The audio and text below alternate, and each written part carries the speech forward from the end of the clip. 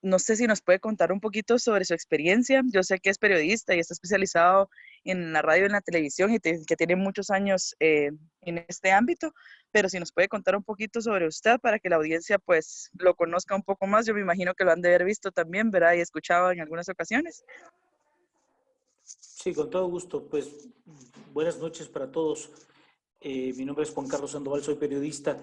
He trabajado en esta profesión en prácticamente todos los puestos que existen dentro de la profesión de periodista. Comencé siendo asistente B, o sea, ve por las aguas, ve traer unos chicles, ve compra unas gaseosas, y he pasado por todo, por editor de contenidos, he sido camarógrafo, he sido asistente de camarógrafo, he pasado por director general, he sido reportero, corresponsal para agencias internacionales, he pasado también por la experiencia de trabajar fuera de Guatemala y tener coberturas de todo tipo, coberturas políticas, entrevistar presidentes, hasta coberturas de alto riesgo, pasando por coberturas de desastre, en fin, pues mi profesión, he sido editor de noticias internacionales, he sido editor de deportes, en fin, he tenido la oportunidad, Dios gracias, de dedicarme a esta profesión por completo y a lo largo de ya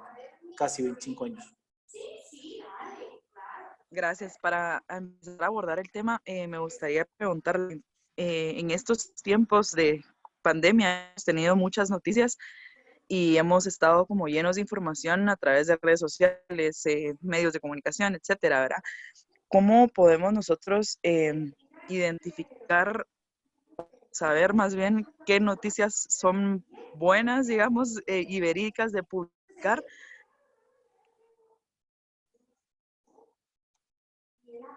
Ok. Yo creo que lo más importante, María Andrea, es primero, lo que parezca fantástico, lo que parezca fantasioso, lo que parezca venido de una mente hollywoodesco, dude de ello. Inicialmente dude.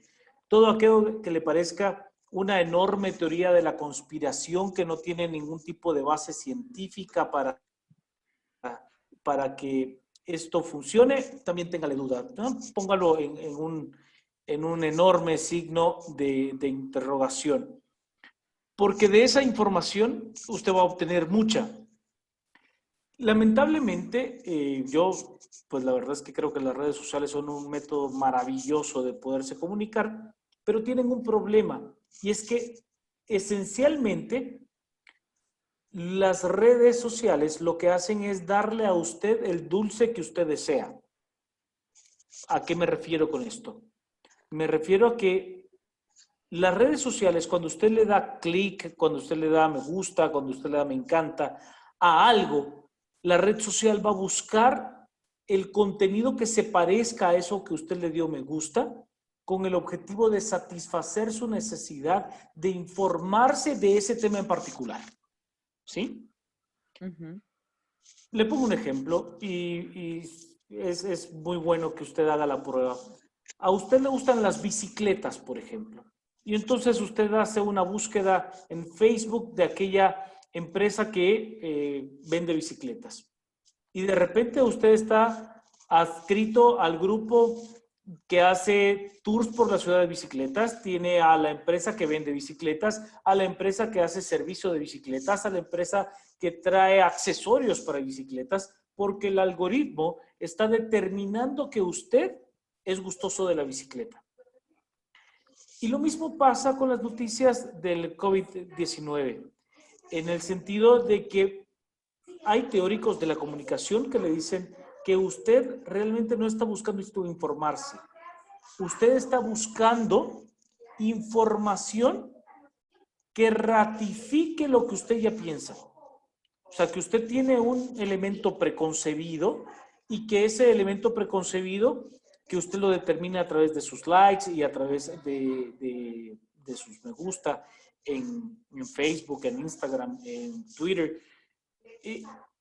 El algoritmo está buscando información que le diga, mire, lo que usted está pensando es cierto, ¿no? Si usted sigue pensando, por ejemplo, en la teoría de que el COVID-19 salió de un laboratorio en China, donde se está buscando conquistar el mundo y tener una nueva reestructuración del orden mundial a partir de la enfermedad, y por eso es que hay una enorme cantidad de muertos en Europa y en los Estados Unidos, pero no la hubo en China, y así se va a reconfigurar el mundo. Usted va a encontrar mucha de esa información. Y el algoritmo se va a encargar de hacer que usted se encuentre en lo que se conoce como la caverna de Platón. No sé si alguno de ustedes ha leído ese pasaje tan emblemático de la historia mundial.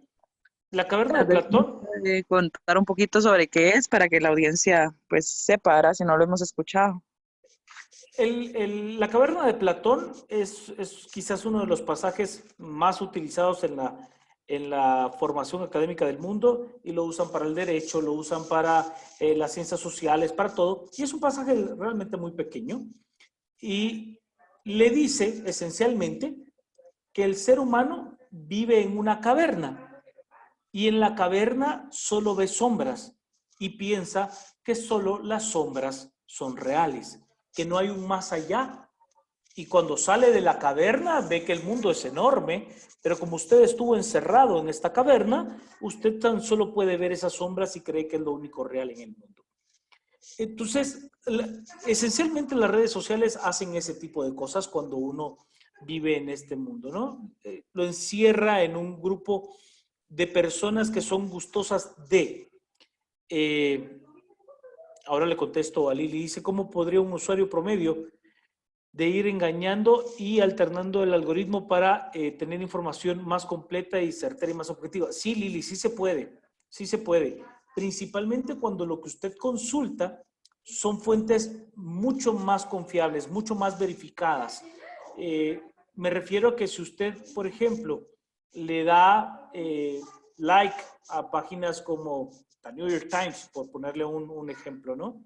La información que surge de medios de comunicación confiables, que tienen pues un método ya comprobado de periodismo certero, es mucho más fiable a que usted le dé like a diarioeldebate.ec.xd y comienza a tener un montón de números o un montón de letras que no tienen un sustento real. Que sí es difícil, Libby, es muy complejo porque en algunos momentos las copias o los engaños de estos sitios son muy buenos, están muy bien hechos, y entonces usted llega a creer que, por ejemplo, una periódico reconocido como Prensa Libre, por ejemplo, tuvo un tiempo en el que el ataque fue clonar la página de Prensa Libre.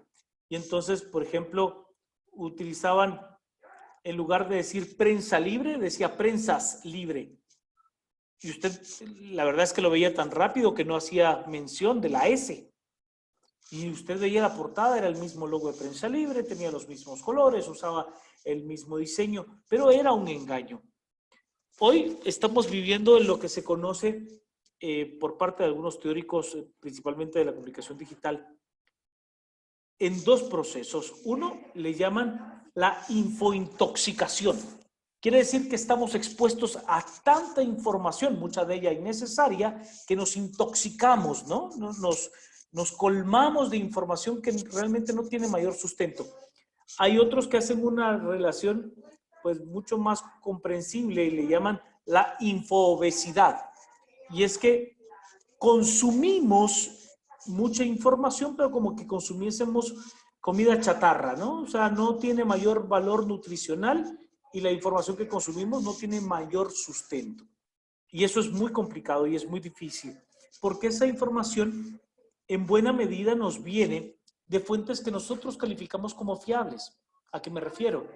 Si la información me llega, por ejemplo, desde WhatsApp, yo le tengo un nivel de credibilidad superior a esa información que me llega, porque para que llegue a mi WhatsApp, el emisor del mensaje debe de tener mi número de teléfono. Entonces yo ya tengo una relación vis a vis, ya tengo una relación de paridad.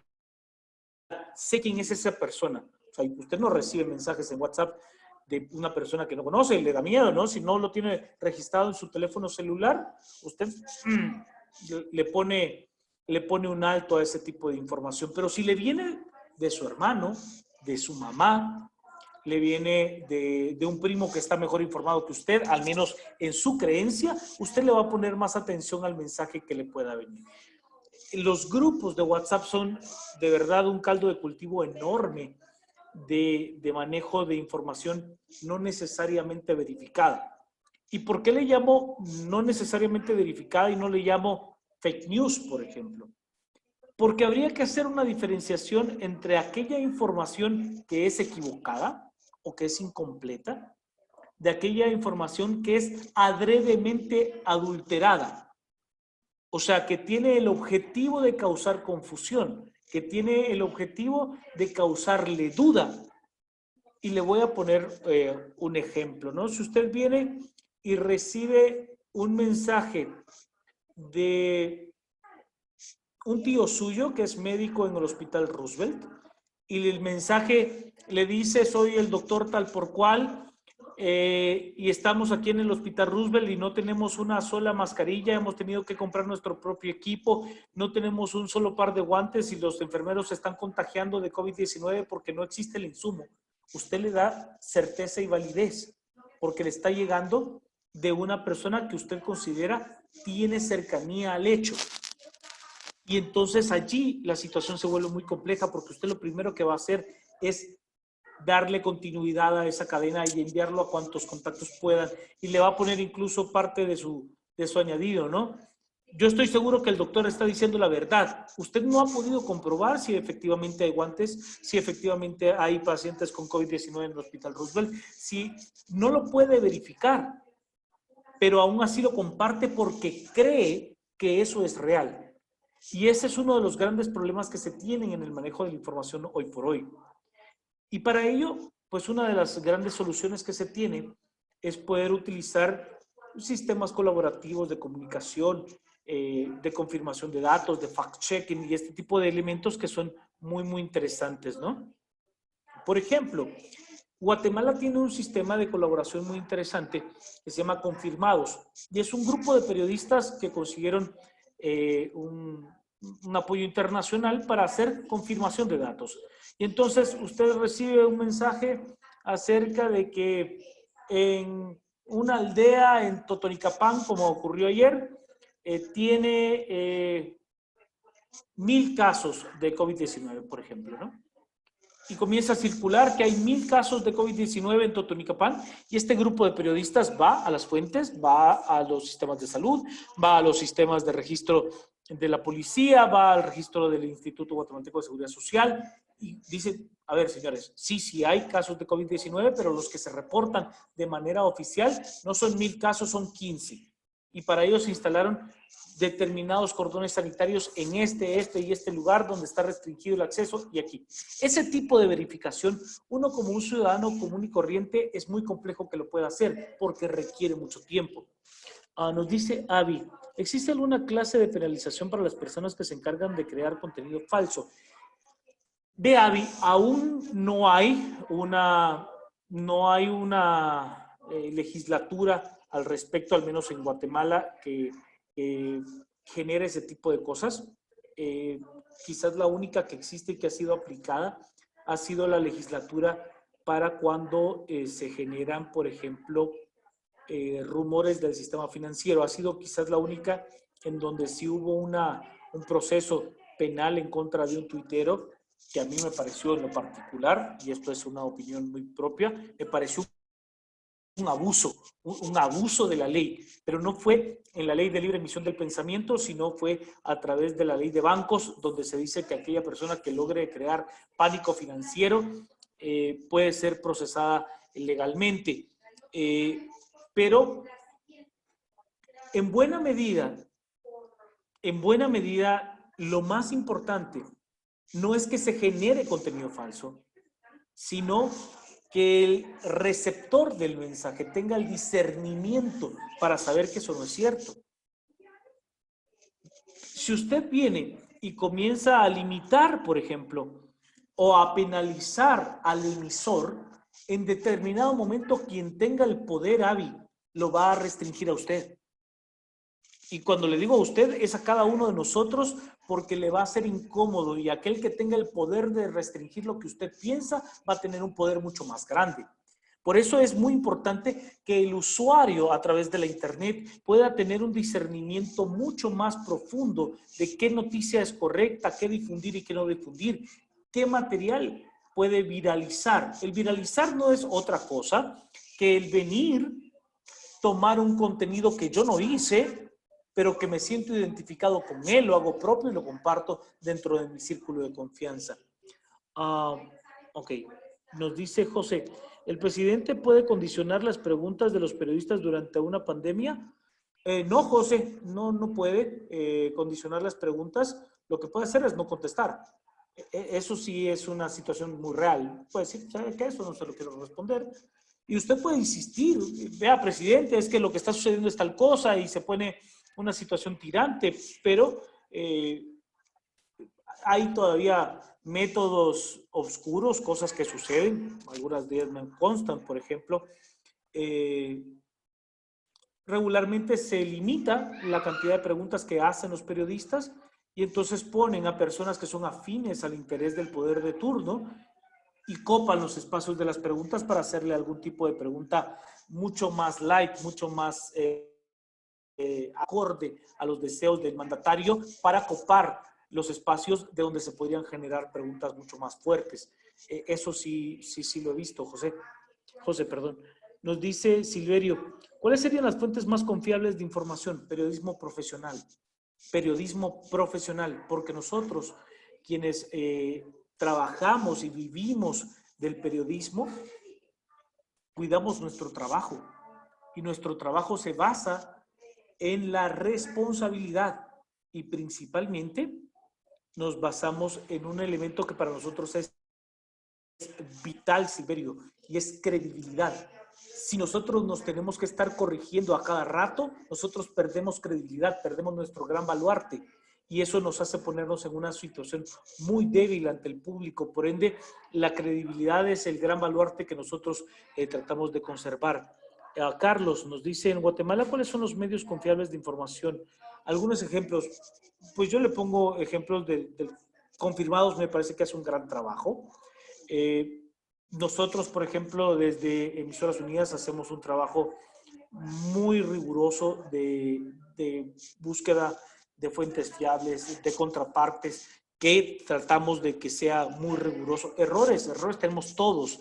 Lo que yo no he visto, y de eso sí le puedo dar certeza, es información intencionalmente errada, ¿sí? Intencionalmente alterada para convertir X, Y o Z cosa. Eso yo no lo he visto.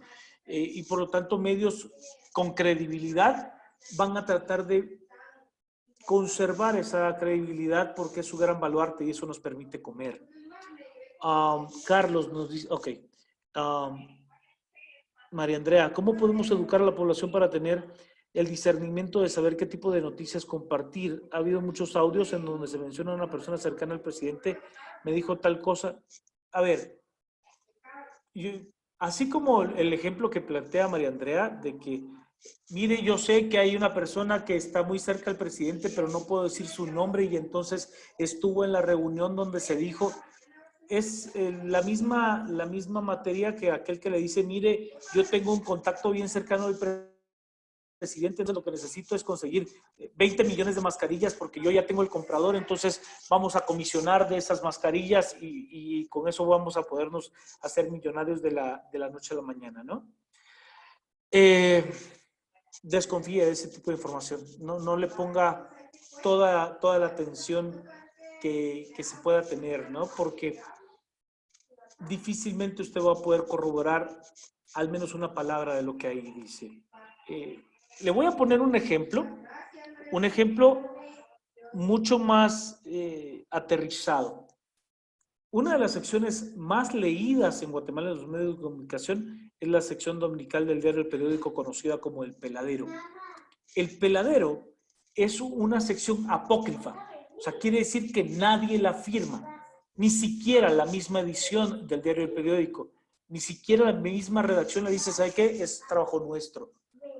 Está diciéndole que es un chisme. Desde el propio nombre le dice que es una sección que no tiene un método riguroso de periodismo para poder salir a circulación. Aún así, que han habido aciertos, que ha habido cosas que se dicen en El Peladero que son ciertas. Sí, sí, pero si fuese periodismo profesional, un reportero le pone su nombre. Un reportero dice, ¿sabe qué? La investigación es mía. Yo me esforcé en hacer esto y con mi nombre estoy respaldando que lo que estoy diciendo es cierto. El Peladero no lo hace. Y le estoy hablando de un medio que tiene un proceso de periodismo profesional. Nos dice Ángel, hay que recordar que los medios de comunicación manejan una agenda mediática. La mayoría de estas responden a intereses de gobiernos, diputados, alcaldes, empresarios, etc. Por eso muchas veces confiamos más en las noticias que sabemos de quién lo dice, que es cercano. Yo no estoy de acuerdo en lo que usted plantea, Ángel. No creo que sea así. O sea, nosotros como medios de comunicación sí tenemos mucho que perder. Si nosotros perdemos nuestro nivel de credibilidad, lo perdimos todo y nos vamos a quedar sin empleo. Entonces, para nosotros sí es importante el tener un medio con credibilidad, que nuestra información sea creíble, que cuando la gente se quiera enterar fidedignamente de algo, no sintonice. Lea nuestros periódicos, escuche nuestras estaciones de radio, vea nuestros programas de televisión. Si usted está pegado a los alcaldes, por ejemplo, principalmente usted podrá ver un sistema muy interesante, que es que los alcaldes son los dueños de las estaciones de cable local. Entonces, él hace su propio noticiero para publicar sus propias notas. Pero el periodismo independiente regularmente cuestiona el poder. Y le cuesta la vida al periodista independiente cuestionar y enfrentar al poder. Entonces, cuando usted me dice, yo prefiero tener a alguien cercano que creemos que el origen de la información es cierta, sí, muy probablemente esa persona cercana no tenga ningún tipo de medio de comunicación o de método para poder venir y verificar lo que está diciendo, ¿no? Que si habrán cosas que son ciertas, sí, seguramente sí. El problema es que usted tiene que tener certeza de que lo que está sucediendo es cierto. Porque si no, le voy a poner un ejemplo. Solo voy a responder a José. Nos dice, analizando las cadenas nacionales y los mensajes del presidente, ¿son claros, concisos desde el punto de vista periodístico profesional? Algunos sí, algunos no. Ha habido comunicaciones muy erráticas, comunicaciones realmente muy desordenadas. En una ocasión, un domingo, literalmente leyó un decreto, o sea, se tardó casi 45 minutos en decir que no iban a cambiar las reglamentaciones que ya había impuesto la semana anterior. Trató de ser extremadamente riguroso. Hay otras que son mucho más certeras, que son mucho más atinadas. Entiendo que no es, la crisis es muy compleja y que por ende, pues habrá días buenos y habrá días malos. El presidente podría utilizar algunos elementos visuales mucho mejor elaborados, que fueran más claros, que fueran elementos. El presidente no está dando una presentación de PowerPoint, el presidente está haciendo un mensaje televisivo esencialmente. Que usted lo pueda recibir por sus medios digitales es otra cosa, pero esencialmente es un mensaje televisivo y por lo tanto lo que usted tiene que hacer es un contenido televisivo bien hecho. Un mensaje que no dure más allá de 5, 8, 10 minutos como máximo, donde el presidente exprese con absoluta claridad cuáles son las disposiciones, a quiénes van a afectar, cuáles han sido los retos y qué es lo que se va a hacer. Esencialmente eso. En algunos casos lo ha hecho bien, en otros casos pues ha tenido dificultades de poder comunicar de manera clara. David nos pregunta, ¿qué tanta cercanía pueden tener los periodistas actualmente con respecto a los hechos de información sobre la realidad del país en esta etapa de la que estamos pasando por una pandemia. Es una cercanía relativa, David, es una cercanía relativa, principalmente porque el tener una cercanía física presencial es muy riesgoso, es muy complicado y además de ser muy complejo, involucra un enorme riesgo. Pero sí usted tiene un acceso mucho más directo que la que puede tener un ciudadano común y corriente. ¿A qué me refiero? Pues usted sí tiene la capacidad de venir y llamar, por ejemplo, a un ministro de Estado y decirle, mire, ministro, ¿qué es lo que usted piensa de X, Y o Z cosa? O, por ejemplo, tener acceso a los sistemas de transparencia del Estado, o sea, entrar a Guatecompras, entrar al SICOIN, entrar a todos los sistemas de compras y contrataciones del Estado y usted puede decir, sabe que esto no me parece que sea correcto. O sea, no me parece lógico que usted haya comprado un lote de 1 millón de mascarillas N95 importadas, traídas de la China con tal y tal certificación, y usted las compró en 25 quetzales cada unidad, y otra unidad ejecutora compró el mismo millón de mascarillas con la misma certificación importadas del mismo país, pero cuestan 75 quetzales cada una. ¿Cuál fue la diferencia? Entonces, esa sí es la cercanía que puede tener el reportero y el periodista, el poder corroborar por medio de métodos fiables que algo no está correcto.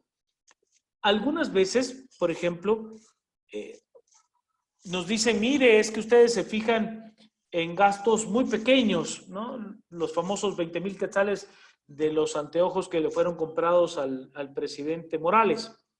Sí, podrán no ser una cantidad que desestabilice al Estado, por ejemplo, ¿no? Los 20,000 quetzales no van a acabar con el Estado de Guatemala, pero sí es una muestra del mal uso del dinero, ¿no? Porque usted dirá, vamos, con 5,000 quetzales se pudo haber comprado unos lentes de muy buena calidad, dignos de un presidente, no, ni siquiera indignos para un presidente.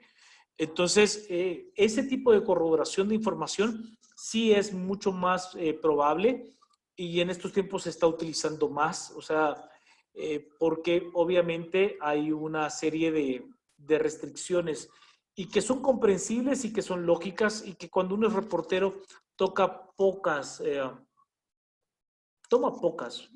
resguardos. La adrenalina a veces nos gana y nos hace cometer errores que no se deberían de cometer. Hombre, gracias por todas las preguntas. Qué alegre se está poniendo esto.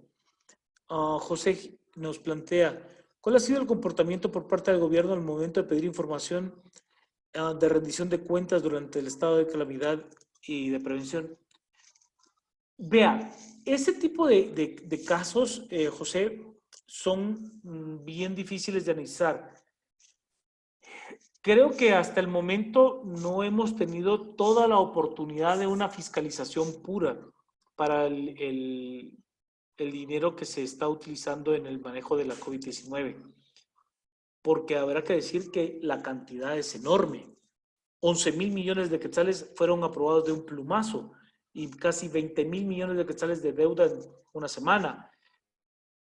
Por lo tanto, todavía no hemos tenido la dimensión de cómo se va a usar ese dinero, de cómo se va a entregar ese dinero, cuán clientelar se ha utilizado ese dinero, cuál ha sido el manejo de los alcaldes, cuál ha sido el trabajo de los gobernadores. O sea, el sistema del Estado de Guatemala es muy difícil, es muy grande y, pues lamentablemente, si es que usted lo quiere ver desde ese punto de vista, las redacciones de periodismo profesional cada vez son más pequeñas porque nosotros como un negocio, si usted lo quiere ver así, estamos pasando por un proceso muy difícil, un momento muy duro.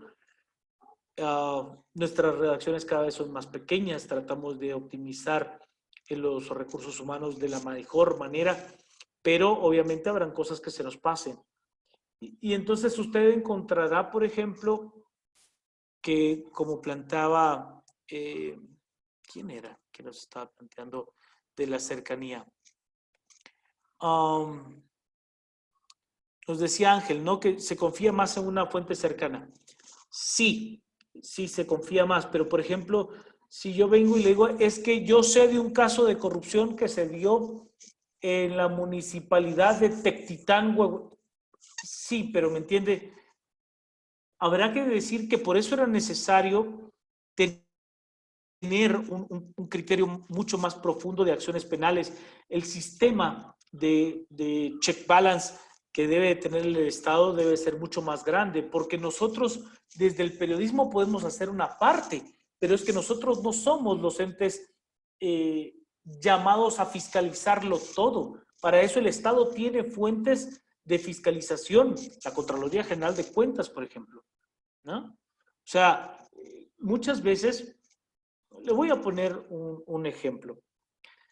El Premio Nacional de Periodismo 2015 fue para un muy talentoso periodista que se llama Asier Andrés. Él viene y genera una investigación para la revista Contrapoder, donde da a conocer que hay un sistema, literalmente un sistema, de compras fraudulentas por parte de la Policía Nacional Civil. Y entonces viene Asier y toma un caso, y viene y le dice, ¿sabe qué? Voy a tomar el caso de la patrulla 291 y voy a ver qué servicio le han hecho a la patrulla 291 y lo revisa y ve que la patrulla 291 en agosto le cambiaron los shocks, en diciembre le cambiaron los shocks y en mayo del otro año le cambiaron los shocks. Usted dice, oiga, ¿y en qué terreno se está manejando este pick-up Hilux para que se le rompan los shocks cada 3 meses? Y él dice, bueno, mira, aquí lo que está pasando es que lo llevan al mismo taller y en el taller están deshuesando otra patrulla de las mismas características, les quitaron los shocks, se desgastaron y hicieron el mismo procedimiento, pero cobraron los repuestos como nuevos. Esos repuestos no tendrían que haber durado 3 meses, tuvieron que haber durado 2 años. Pero como ya había un sistema para poder estar sangrando al Estado de esa forma, Asier lo plantea. Y Asier planteaba un reto de 10 millones de quetzales. El caso terminó en más de 50 millones de quetzales y hay un proceso penal. Pero ¿cuántos de esos se pueden hacer? No se me explico, es una investigación que a Asier le tomó casi 6 meses llevarla a cabo. ¿Y cuántos medios tienen la capacidad de mantener a un reportero investigando 6 meses para producir un solo trabajo, ¿no?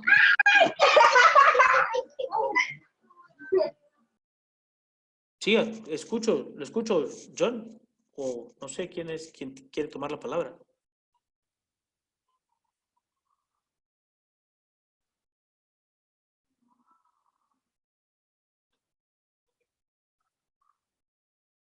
¿Sí? ¿Alguien quería tomar la palabra? Creo que se le activó el micrófono por equivocación. Ah, ok. Ok, no sé si habrá alguna pregunta viva voz para que podamos conversar.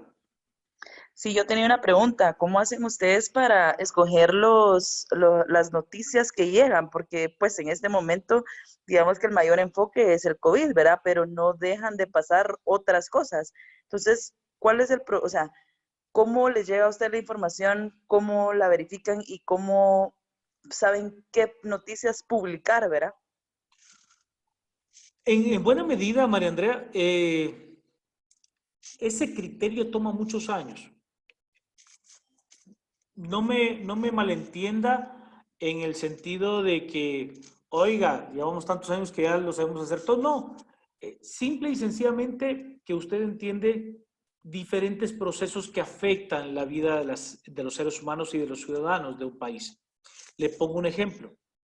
Usted puede estar inmerso en materia del COVID-19 y usted tiene el 80% de su edición dedicada al COVID-19. Pero si le llega una información de que usted va a cambiar la elección de magistrados de Corte Suprema de Justicia y salas de apelaciones, usted entiende que esa es una noticia titular e importante que debe de tener dentro de su parrilla, porque va a afectar la vida de prácticamente toda la ciudadanía, de todo el país. Si no se hace correctamente, vamos a seguir teniendo un sistema de justicia inoperante, un sistema de justicia y usted tiene que entrar a analizar directamente las implicaciones de lo que se está hablando, porque la gente muchas veces no dimensiona cómo esa institucionalidad afecta su vida hasta que le afecta. Cuando ya se ve en la torre de tribunales y ve que el juez es corrupto, que el juez le pide dinero, que el juez ahí entiende por qué sí debemos de tener los mejores jueces y magistrados posibles y que deben de ser bien pagados y de que deben de tener, caso contrario, pues tenemos argumentos que son absolutamente falaces, ¿no? O sea, mire, a esos deberían de recortarles el salario, deberían de hacer esto o lo otro, que no tiene mayor sustento, ¿no? Ah, perdón. No sé si alguien más tenga alguna pregunta viva voz, así les Yo podemos quisiera platicar. preguntarle, el periodismo, ¿cuáles son los medios que tienen una penetración real a nivel rural? Porque creo que en la capital, o más bien en las cabeceras departamentales, hay mucha penetración en temas de internet o de redes sociales, pero esa no es la Guatemala de fondo, pero ¿cuál es el medio que más se utiliza? ¿Realmente llegan las noticias a una aldea, a algún pueblo? ¿Cómo hacemos para informar a esas personas? Usted mencionaba hace poco en un lenguaje que realmente comprendan cómo es que le impacta incluso esta selección de magistrados, por ejemplo. Sí, Libby. A ver, primero uno tiene que ser muy ciudadano, tiene que ser muy humano, tiene que entender que no todos somos abogados, que no todos, yo no soy abogado, pero no todos somos abogados, no todos somos ingenieros, no todos somos médicos, y usted tiene que tener la humildad de decir, yo no lo soy y quiero informar correctamente. Llevar las cosas a un plano más aterrizado, no en el plano más filosófico posible, que bueno, habrá quien sí lo lleve. Medio de penetración, la radio. La radio es impresionante, impresionante. Yo trabajé más de 10 años en la televisión y la televisión tiene un impacto muy, muy alto, pero un impacto, como usted bien plantea también, sí mucho en las cabeceras departamentales, sí en las áreas o en los planos, y usted tiene una dimensión distinta de la comunicación, ¿no? O sea, usted sale a la calle y la gente lo saluda y lo reconoce, algunos lo tratan bien, algunos lo tratan mal, pero la radio, usted sí no tiene ni idea, de verdad, ni idea de dónde lo están escuchando.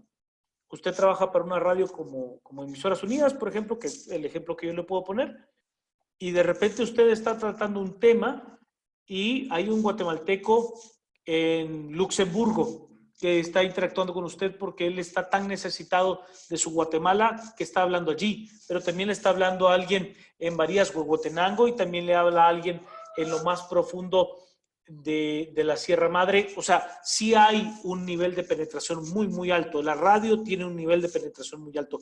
La televisión también lo tiene.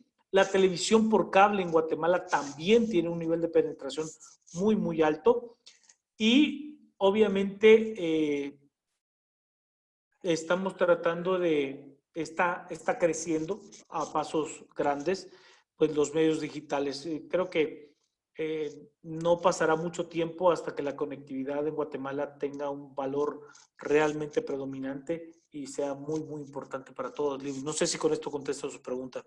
Sí, sí, gracias. Y otra preguntita que quería, y es duda muy personal, eh, ¿siguen siendo confiables o poco confiables los canales nacionales? Y pregunto esto porque puede haber gente en nuestra audiencia, o sea, ahorita, que, que esté viendo estos canales y que esté tomando esa información como verás. Me refiero a Canal 3, Canal 7, Canal 11, que se ha especulado muchísimo de ambos lados, que sí es veraz, que no es veraz. ¿Cómo podemos discernir si este canal o estos canales que yo estoy viendo son o no son veraces? Vea, Libby, ahí hay un elemento fundamental. Y es un elemento de interés. Los canales que nosotros conocemos como canales nacionales, o sea, Canal 3, 7, 11 y 13, utilizan una frecuencia que se llama VHF. ¿Sí? Los canales de la televisión se dividen en dos temas, en dos puntos. Los canales VHF, o sea, Very High Frequency, o los canales UHF, Ultra High Frequency. Los canales VHF van del 1 al 13 con un número intercalado y los números a partir del 14 en adelante hasta el 99 funcionan en la frecuencia VHF. Esas frecuencias pertenecen al Estado de Guatemala, pero las da en usufructo para que las maneje una empresa.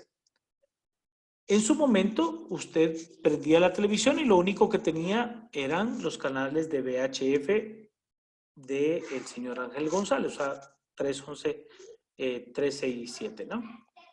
Y entonces ellos necesitaban, literalmente, yo no tengo nada en contra de ellos, o sea, pero no me parece justo y no me parece correcto el nivel de poder que usted le da cuando los cuatro canales que realmente se operan en Guatemala pertenezcan a una misma persona.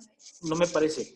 Me parece que tiene un nivel de concentración demasiado alto de poder y eso hace que usted tenga que negociar para poder mantener esa cuota de poder.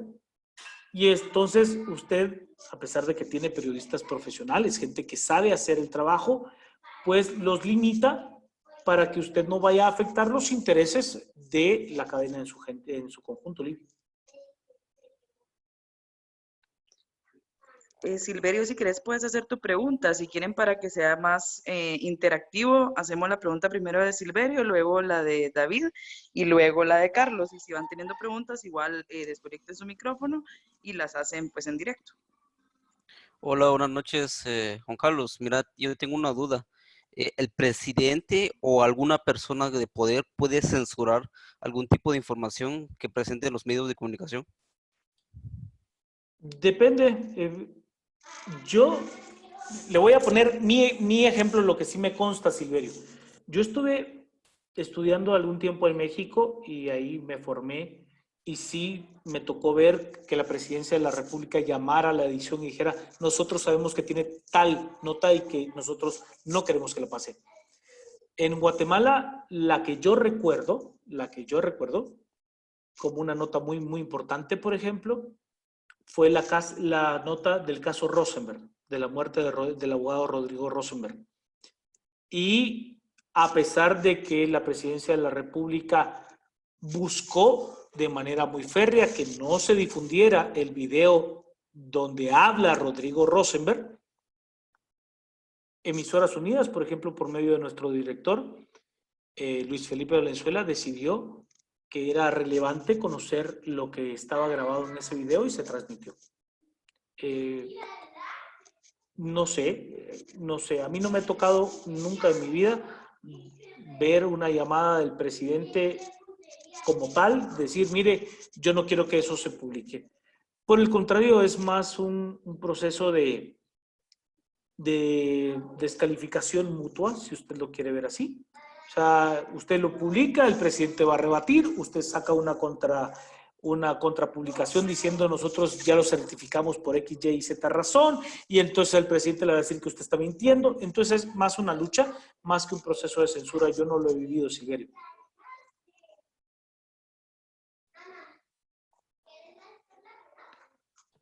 Sí tengo un ejemplo. A mí me pasó, por ejemplo, en una ocasión estaba vivo el expresidente, exalcalde de la ciudad, Álvaro Arzú, y pues yo le recriminé de que no se abrían los datos de los fideicomisos para conocer en qué se estaba utilizando el dinero de los fideicomisos que tiene la Municipalidad de Guatemala, y le recordé al señor alcalde, con todo el respeto del mundo, de que el dinero no era de él, que el dinero le pertenece a los habitantes de la ciudad de Guatemala y que tenemos derecho de poder conocer en qué se usa nuestro dinero, que es dinero público. Y pues cuando salí de la emisión me estaba esperando quien en ese momento dirigía el noticiero donde yo trabajaba y me dijo, mire, ¿qué fue lo que usted dijo? Tal y tal cosa. Ah, ok, es que pues llamaron de la alcaldía de la ciudad de Guatemala para decir que usted tenía que estar despedido de inmediato, cosa que no sucedió, pero como anécdota se la dejo ahí. No sé si hay alguna otra pregunta. Muchas gracias. Buenas noches, yo tenía una pregunta sobre Emisoras Unidas, ya que ahí es donde usted elabora. Tenía la interrogante sobre que si tiene Emisoras Unidas algún plan para traducir todas esas noticias que normalmente se notifican mediante la radio, pero en el idioma oficial, que es el español?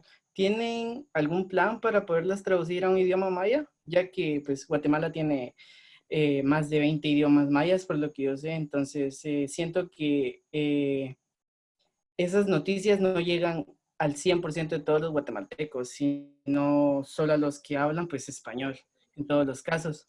Y que ya que normalmente, bueno, la mayoría creo que lo ha visto en las conferencias del señor presidente, en la que la traducen mediante lenguaje de señas. Sin embargo, no es como que total la traducción que le hacen a los idiomas mayas, que solo es al inicio y al final, si no muy mal me recuerdo. Pero Emisoras Unidas no tiene algún plan para ello. Le soy bien honesto, David. Yo no sé si Emisoras Unidas tiene algún plan de ellos. Que si Emisoras Unidas tienen la capacidad de generar ese contenido, yo le diría que sí, porque Emisoras Unidas tiene un sistema informativo muy interesante, donde hay horarios donde las estaciones locales se desligan de la señal del 89.7, que es nuestra señal madre, y comienzan a generar información local. Información que no tiene toda la trascendencia nacional.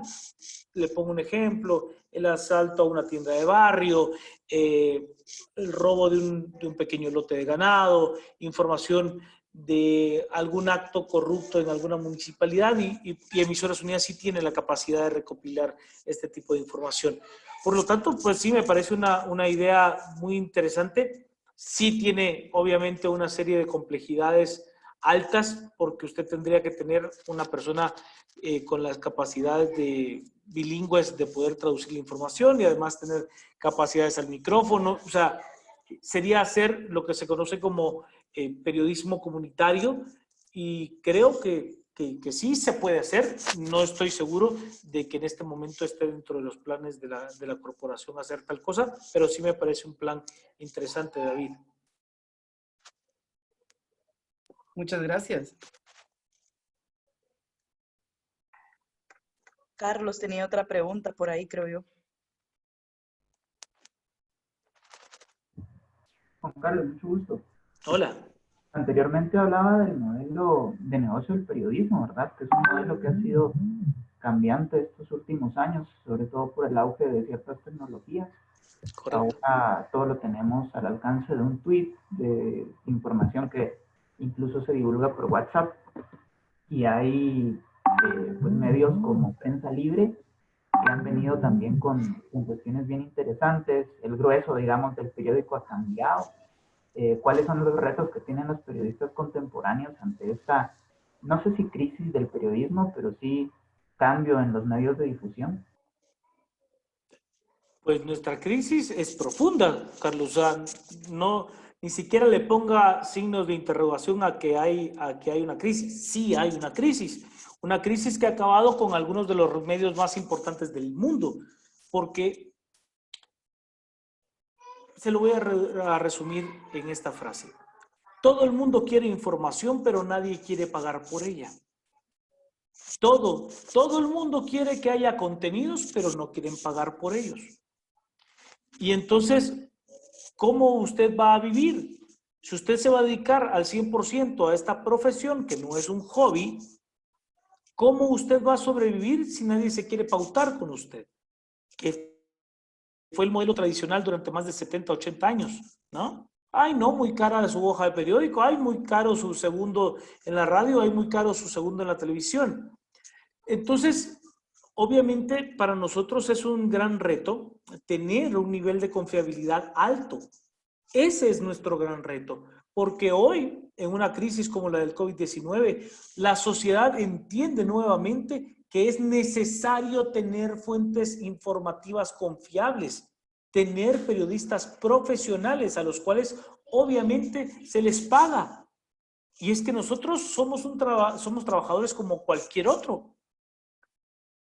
Somos un gremio como cualquier otro. Por lo tanto, nosotros no podemos venir y hacer un trabajo profesional cuando usted pues desea que sea gratis, ¿no? O sea, por lo tanto, hay un cambio de modelo, hay un cambio de la estructura de negocio del periodismo en el cual, pues, usted se debe de apalancar de otro tipo de contenidos, diversificar su matriz de contenidos, una parte de su contenido digital, otra parte de su producción de contenidos al aire, la forma en la que usted llega a los usuarios.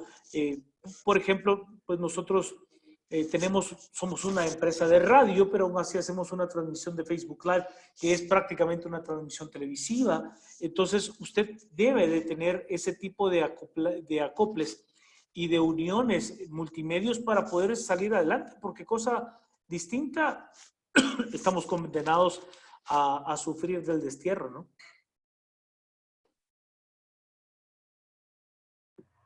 Gracias.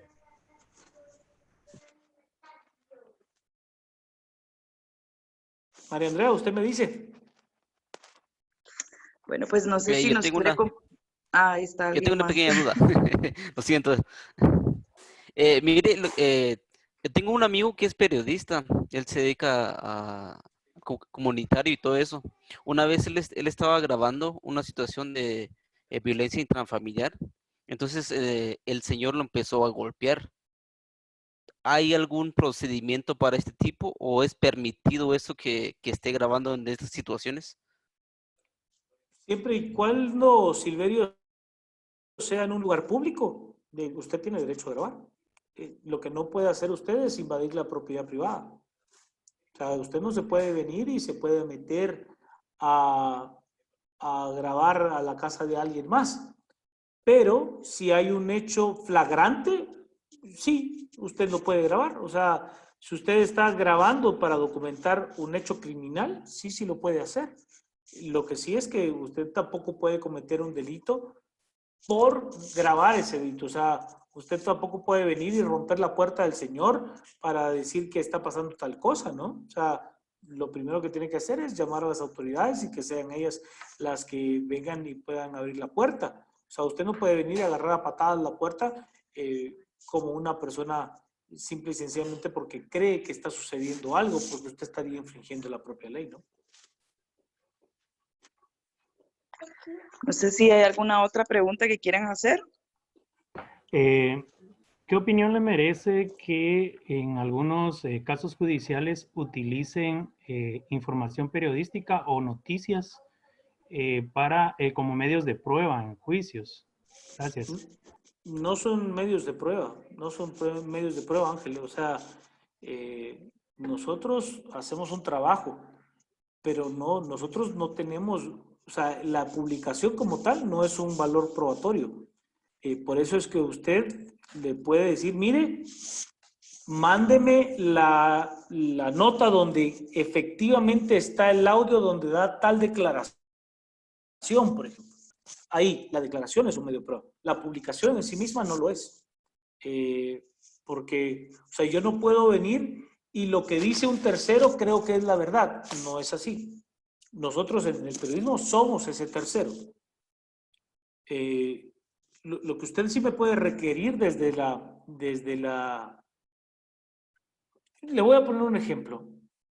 A mí me tocó cubrir, una de mis primeras coberturas de alto riesgo fue el Jueves Negro y el Viernes de Luto, que se da cuando se inscribe se buscaba la inscripción de José Efraín Ríos Montt como candidato a la presidencia. Lo que yo puse al aire no era un medio de prueba, pero mi declaración como testigo presencial del hecho es un medio de prueba.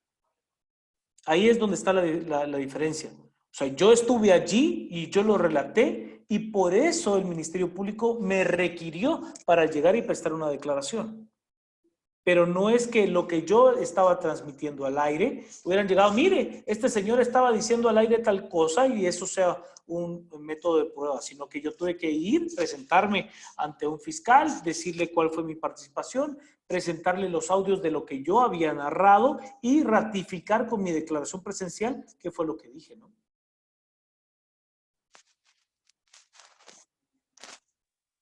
Gracias, Juan Carlos, por su tiempo. Yo ahorita me puse más ronca. Le agradezco mucho de verdad por tomarse el tiempo. No sé si tiene algún último mensaje que nos quiera compartir para estar pues más informados, verificar fuentes, manejar de manera sabia, ¿verdad?, la información. Pues yo le diría que lo más importante creo que es tomarnos el tiempo de verificar lo que estamos haciendo, de no tomar como válido todo, sino ser metódicos, tener la oportunidad de darle credibilidad al periodismo profesional, darle una oportunidad, no caigan fácilmente en las teorías conspirativas, eso es muy fácil y también muy peligroso. Y después, el mejor consejo, sigan luchando por este país. Guatemala lo merece. Somos un país de gente buena y este país merece que hagamos las cosas bien. Muchas gracias. Igual con lo que decía David, ¿verdad? De Emisoras Unidas en algún momento necesita voluntarios para traducir en idiomas. Aquí en la asociación tenemos muchísimos jóvenes que conocen el idioma, que es pues su idioma materno, ¿verdad? Claro. Estamos siempre para servirles. Usted estuvo a un pasito, ¿verdad?, de ser parte de la asociación y esperamos que pronto se vaya al programa de IBLP. Le deseamos lo mejor. Muchas gracias por todo. Gracias por su tiempo, gracias por la información y estamos para servirle. Gracias, igualmente, y saludos para todos. Que tengan una linda noche. Gracias, igual, mucho gusto. Bye. Bye. Muchas gracias, feliz noche.